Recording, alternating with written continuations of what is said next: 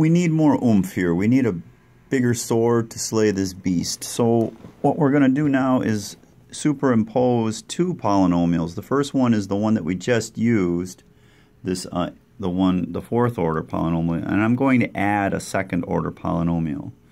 Well, this is not immediately obviously that it's going to work, but that's why you have a guide and a mentor to help you get through this forest.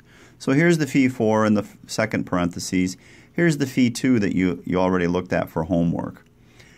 Always you want to make sure that the biharmonic is satisfied. So let's explore that. And remember, the biharmonic has really three parts. It's the Laplacian raised to the fourth. Differentiate with respect to x 4 times, we get 2a4. Differentiate twice with respect to x, twice with respect to y, and a 2, we get 4c4. 4 times with respect to y, we get 2e4. The sum of these three must be 0, and we've seen this expression before.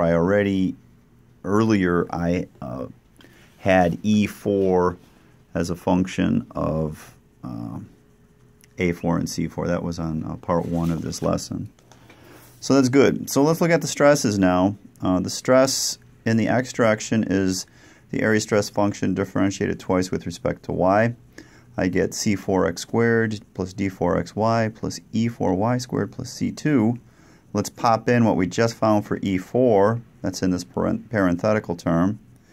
And now we have the same insights that we had on the previous page. Sigma x is not a function of x squared, and it's not a function of y squared. So the c4 is out, and then since the c4 is out, then the a4 is out on this one here. So c2 is also out here because there is no constant on the sigma x.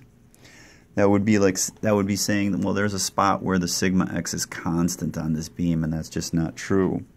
So the constant drops out. So c2. So sigma x is d4xy. This is looking pretty good. You could almost imagine what d4 is right now. Let's take a look at sigma y. Differentiate it twice with respect to x, and we have a4x squared plus b4xy plus c4y squared plus a2. But we just said c4 and a4 are 0. So we're left with b4 and a2.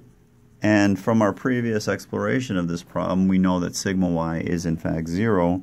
So the b4 has to be 0 and the a2 has to be 0. The last thing is the tau xy. Hopefully we have enough oomph here. So remember, don't forget the minus sign, and it's partial x partial y of phi, and I get minus d4 y squared over 2 minus b2. And it looks like we slayed the beast, but we're in trouble here. How do I have tau? What's this? Why do I have two constants? What am I going to do? And just when it looks like the beast is going to get us, we have this fantastic insight,